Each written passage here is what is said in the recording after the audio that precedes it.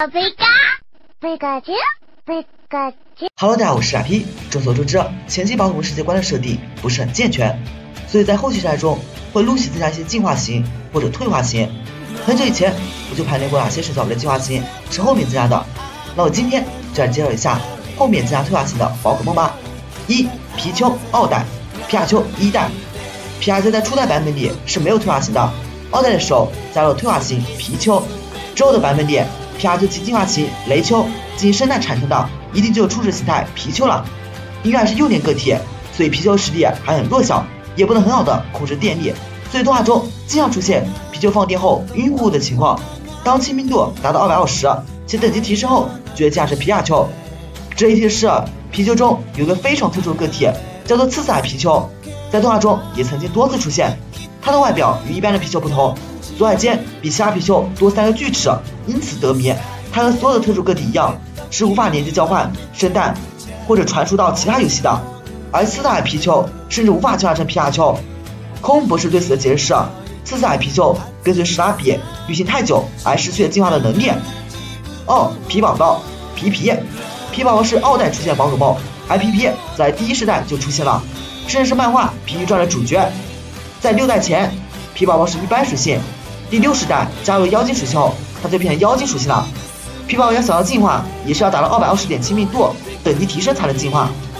宝奥丁、胖丁和皮一家略有不同，胖丁一家原本也是普通型宝可梦，6代之后变成一般加妖精属性神奇宝贝。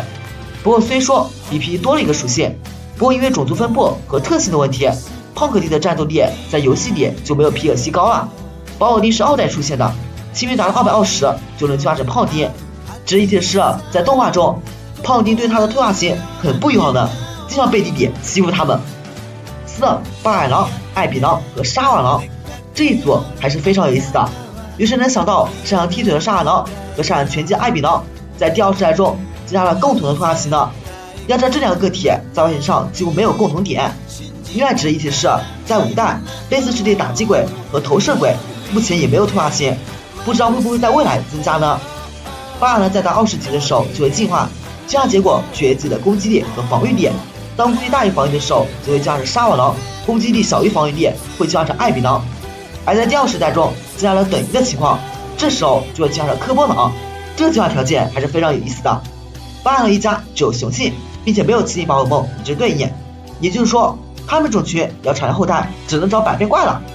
5、粉红蛋、吉利蛋。吉利蛋1代就有了，2代加一个进化型幸福蛋，4代则加一个退化型粉红蛋。粉红蛋只有雌性，也没有对应的雄性宝可梦与它配对。在动画里，小光就有一只粉红蛋，但是游戏中用最低蜈蚣种族辅着它。动画中的这个个体却有着恐怖的怪力，甚至能举起比自体型大数百倍的岩石，真的是匪夷所思啊！吉利蛋期待幸运星象能够生出粉红蛋，而粉红蛋期待混元之时，在白天升级就能够进化成吉利蛋了。6、摩尼尼、吸盘魔偶。吸盘魔偶早1代就出现了，不过在第4世代中才加上它的退化型摩尼尼。在6代前它超人系宝可梦，之后又增加妖精系的属性。动画中小桑有只摩尼尼，他因为感知到小桑与风铃铃告别后非常伤心，于是便主动跟随小桑。他也非常喜欢小桑，常常模仿小桑的动作，也正因为模仿的惟妙惟肖，无桑也经常拿它参加华丽大赛。摩尼尼学会模仿达到一定等级后就会增加成吸盘木偶，但是小桑摩尼尼长时间都没有进化，原因可能是等级不够，也可能是本身就不想进化吧。吸盘木偶期待奇遇之乡生蛋就会得到摩尼尼。7、迷春娃、迷春姐。迷春姐是第1世代宝可梦，迷春娃在2代中出现。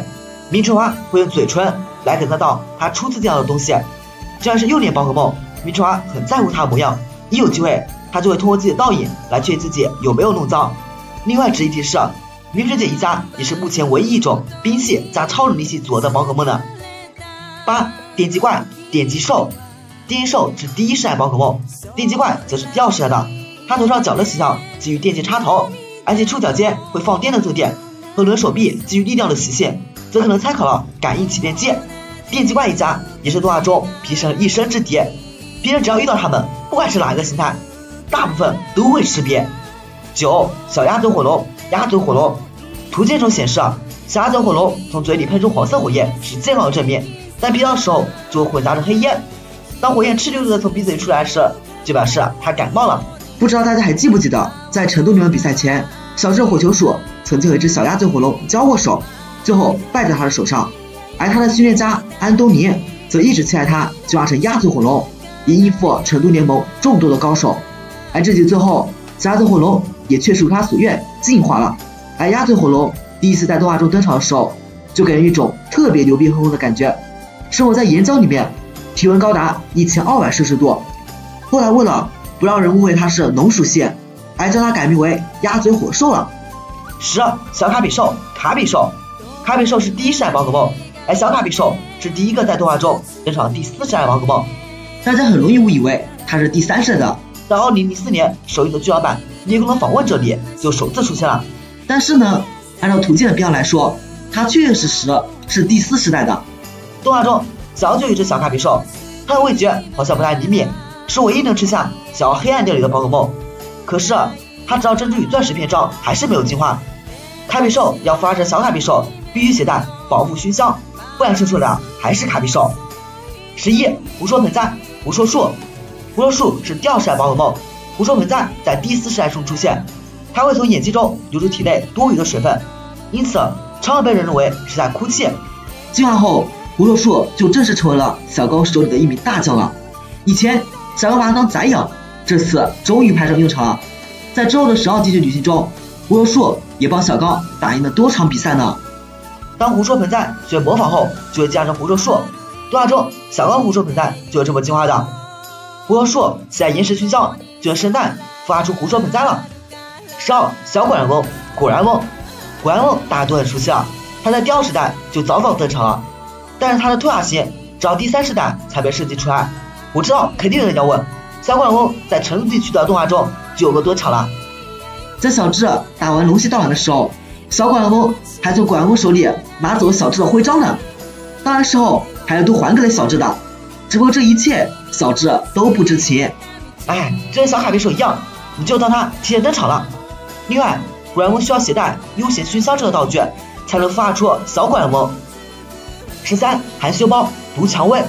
毒蔷薇是第3世代宝可梦，它那个时候既没有退化性也没有进化性，在第4世代中才同时增加退化性和进化性。